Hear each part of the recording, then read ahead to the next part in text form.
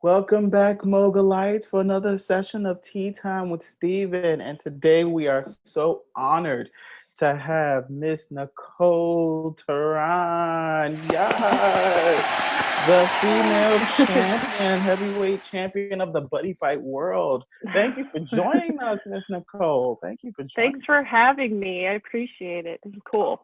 Yeah, no, it is. No, you are the cool one, and we're going to get into it.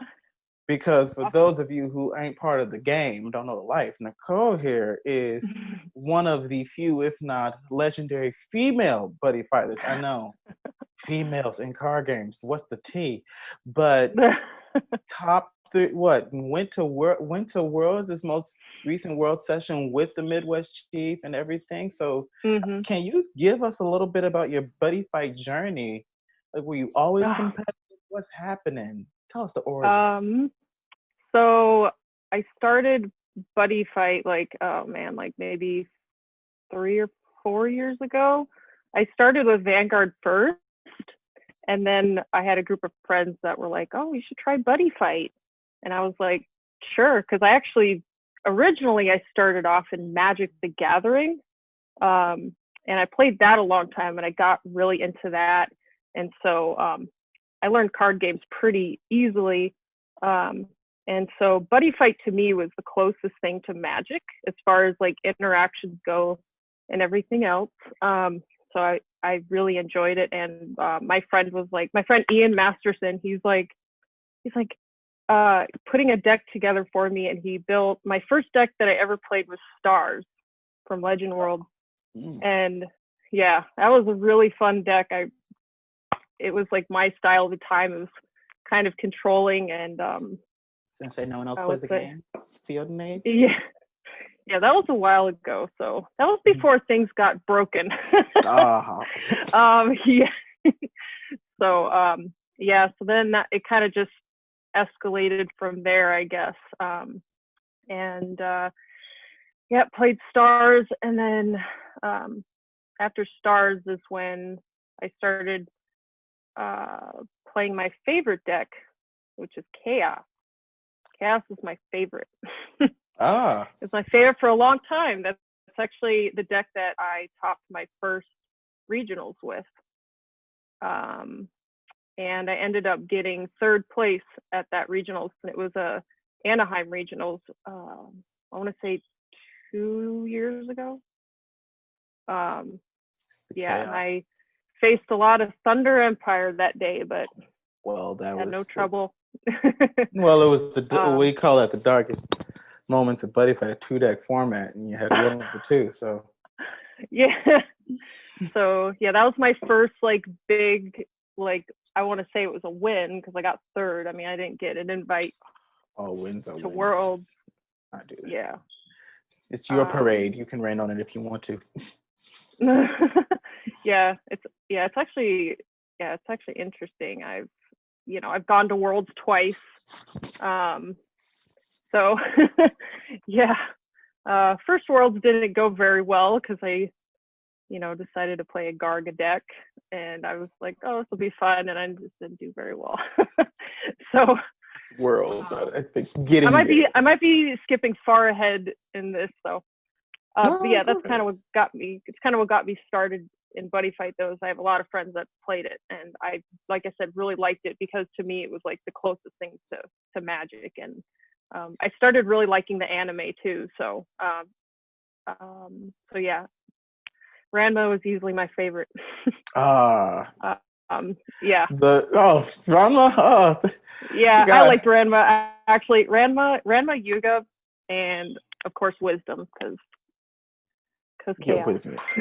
Oh my gosh, I loved it because I was like, I think Buddy Fight Ace is one of my favorites because I thought it was the first time I've ever seen an anime that's catered a little more for kids or young adults or whatever to show. I enjoyed Ace a lot.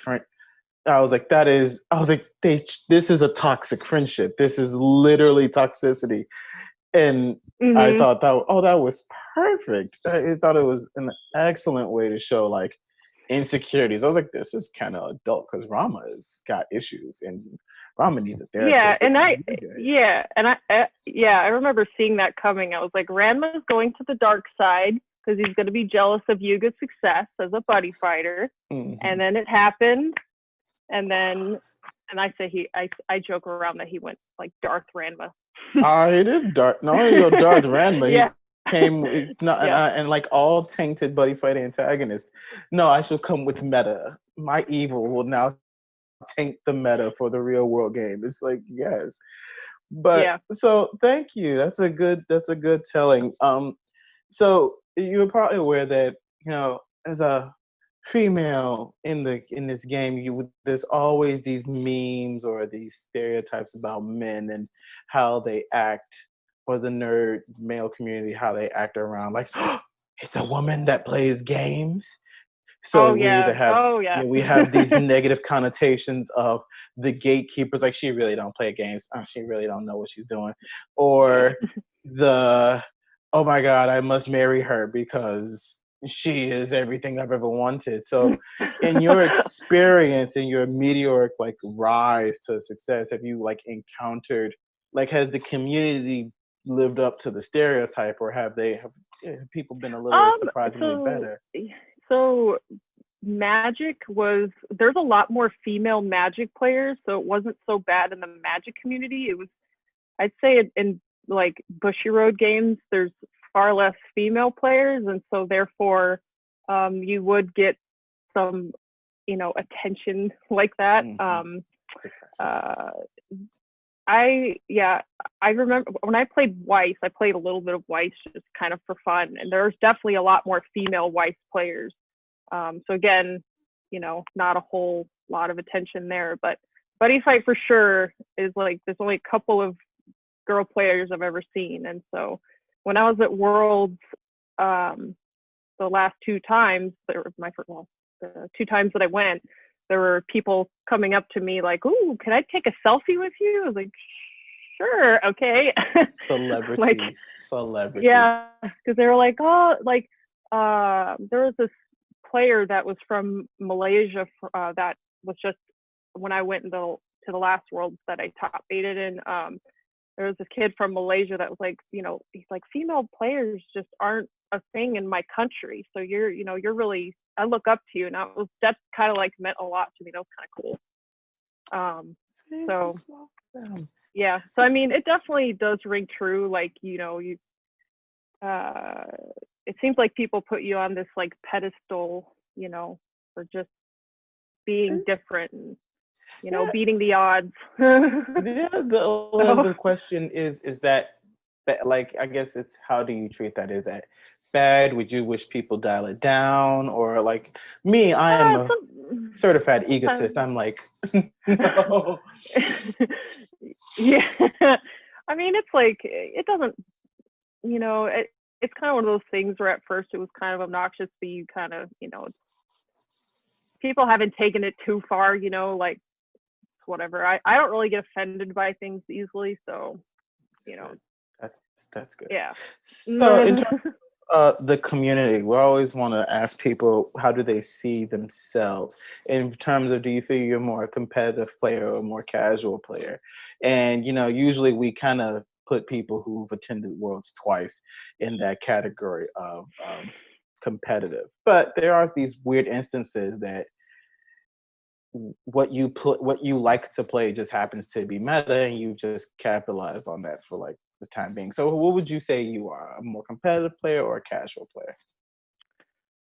I think I have a more competitive nature for sure. But like, if I'm just playing with my group of friends, I consider myself obviously more casual, but you know, if something's like on the line, then usually I let that competitive side come out a bit more. Yeah, I think what we mean is like, so yeah, when we play, we play to win, right? And then it's like, when it's our friends, I'm not gonna rule shark. You're like, what do you mean? No, during subset 5 and subset 6, you can't do that. And so we know that. But oh gosh, I'm not like that. Yeah, I've had some dark days. But we're talking about more in your overall approach to the game, how you buy cards, how you look at what decks to play, how you spec. Because, for example, as a casual player, I'm such a diehard Katana World fan that I know that if the set has the Katana flag on it, well, here's money, take it. I don't know what it's going to be, but we're going to pray it's good. Shut up and take my money.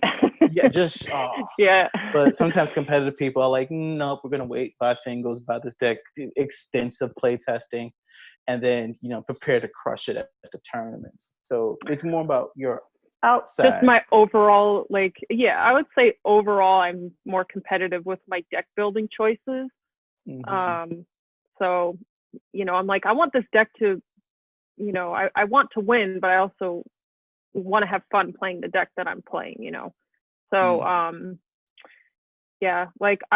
all the competitive decks that I've been playing, I actually like playing them. So I don't know. I guess I would say my deck choices tend to be more more meta. Yeah, I know. So right? I'll give you an example. I refused to buy a Lost World deck because I thought all the monsters were ugly. They were I actually love Lost World cards. I think they look super metal. I was like, this it has 18 protruding teeth. Who flosses with this? What's going on here? Yeah. But I love the dark nature of those cards. That's one of the reasons I really liked.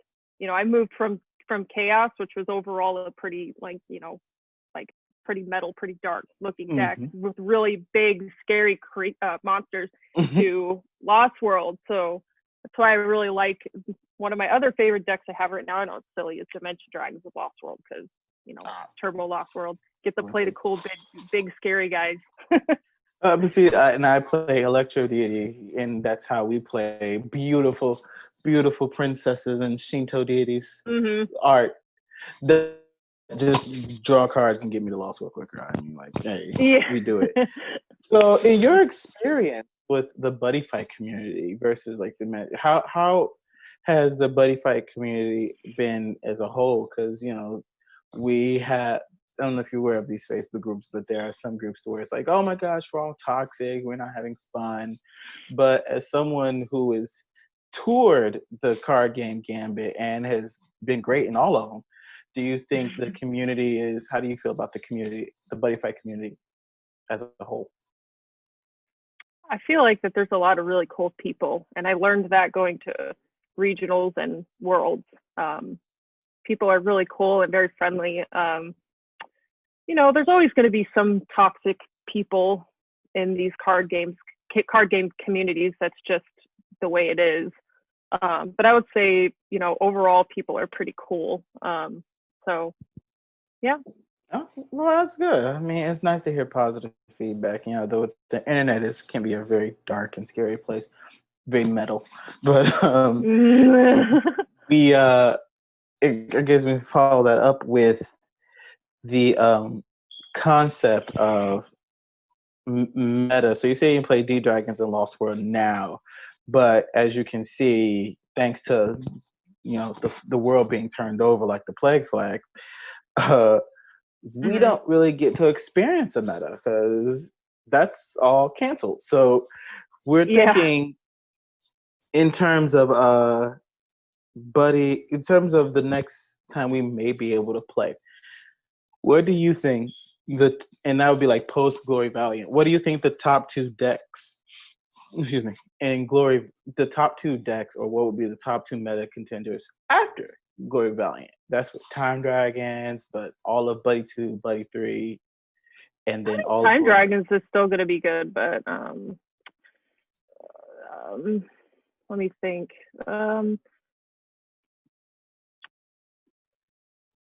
I mean, because I was looking at some of the new cards that were spoiled, and I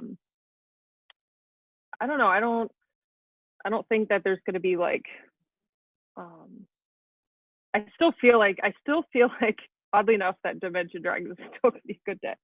I agree with you. I personally like in Budding Volume 2, which is out or comes out or whatever. Budding Volume 2, they come out with Grace of the Sun Deity, which is this generic card everyone loves. and everyone was like, "Oh, all decks will need this." Now it's like it's a tax break for the wealthy because Dimension Dragons always main basically the walking obstruct called Disturb Hand Dragon, and now Yeah. Grace of the Sun Deity is like, "Well, no, you're not gonna Yeah. get rid of Disturb Hand. You're Yeah. gonna try to swing at him." But I'm like, did y'all need that? I don't know. Yeah. Did the rich get richer? Yeah. So So it's yeah, hard to say. It's really hard to say because who knows when tournaments are going to be up and running again, you know? yes, So that's good. I So I can't guess wait. I know. Do you do a lot of like for people out there who want to be the next Nicole, double worlds on their double world contenders? Do you put a lot of hours into playtesting, training, or practicing? Not lately. Um, I've been playing a lot more video games, so yeah, I mean, periodically I'll still play like, casually, but I'm not doing like hours of playing or anything like that. Just kind of stuck in the house, like video games and stuff like that. So I mean, I think when that's you what a lot of people are doing. So I've kind of like not been playing a whole lot, but I probably will be once, tournaments are up and running again.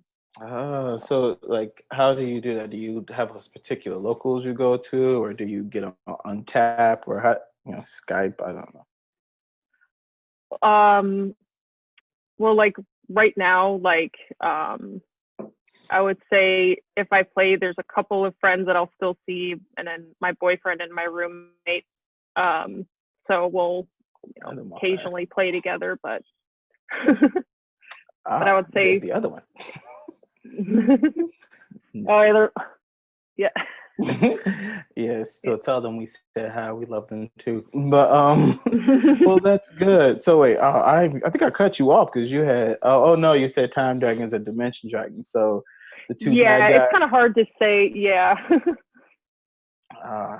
I love it. You love it. Well, you know what, Nicole? Thank you for spending this time with us. I hope you have fun. You answer all the questions. Well, I guess before we get into plugging all your things, if you have things to plug, we should ask, what do you recommend for I think we did do this. What do you recommend for up and comers trying to be the next you? Like new players, I definitely say, start off with trial decks, start off with, easy decks. The meta decks take some time to kind of, learn the rules and interactions and stuff like that. So, do the trial decks, learn the rules, and you'll be fine.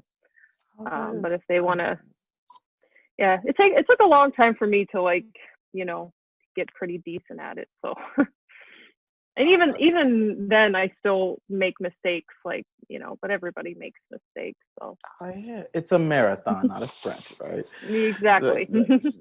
That's well. Once again, thank you for coming. Do you have any social media you want to tell the people about? Any Facebook pages you think we should all join? Anything like that? I mean, I have Instagram, Nikki Ninja _AZ. Oh, okay. About That'll it. be in the description. That'll be in Yep. the description below. But once again, thank you. A clap for Nicole. Thank you for coming. Yeah, it's my first time doing this, so I was like a little anxious. Oh no, you did great, and everyone gets to see, a star. We always like to see a star perform. Hey, the world. It's really so often we hear from the world champions or the people who actually go to worlds. It's something we all want to do, whether we're casual or competitive. We want to get to that threshold. Yeah. It's like levels. So yeah, I really want to win next time because I top 8'd this last one, but I want to try to win the next one. see, I want to, get there somewhere. I'm about to break out into Disney songs. Like, all right, I want to be there. I can go the distance. Hold up before they start copyrighting me. But no, so thank you. And for all you Mogul-ites, keep, it's YouTube. So don't forget to like, comment, and subscribe. And just give it one more wave, Miss Nicole. Good job. And Thanks for having me. It was fun. No problem. And that's a cut.